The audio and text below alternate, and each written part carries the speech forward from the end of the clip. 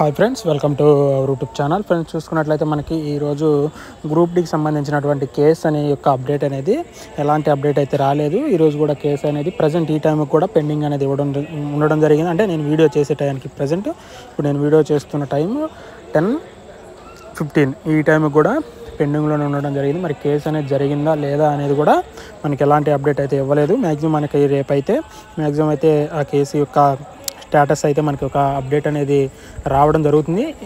ఎందుకంటే ఈరోజు కేసు జరిగినట్లయితే ఒకవేళ కేసు అనేది పెండింగ్లో అంటే నెక్స్ట్ పోస్ట్ పోన్ చేసినా దానికి సంబంధించినటువంటి అప్డేట్ అయితే మనకి రేపైతే రావడం జరుగుతుంది. అంటే ఈరోజు కేసు అనేది ఏం జరిగింది, పోస్ట్ పోన్ అయిందా లేదా ఎలాంటి జడ్జిమెంట్ వచ్చిందా అనేది కూడా మనకి రేపైతే పీడిఎఫ్ అనేది రావడం జరిగింది. చూడండి, ప్రజెంట్ మనం చూసుకున్నట్లయితే లాస్ట్ మంత్ అంటే ఏప్రిల్లో జరిగినటువంటి పీడిఎఫ్ మాత్రమే మనకి ఇవ్వడం జరిగింది. ప్రజెంట్ ఇప్పుడు ఉన్నటువంటి స్టేటస్ మనకి పెండింగ్లో ఉండడం జరిగింది. చూడండి, అదేవిధంగా మనకి మ్యాక్సిమం రేపైతే ఎలాంటి విషయం జరిగిందో మనకి అప్డేట్ అయితే రావడం జరుగుతుంది. మ్యాక్సిమం మనకి ఒకసారి అయితే వీడియో అయితే మనం రేపు ఫుల్ ఫ్లెడ్జ్గా ఒక వీడియో అయితే చేసుకుందాం. ప్రతి ఒక్కరు కూడా కంగారు అయితే పడకండి.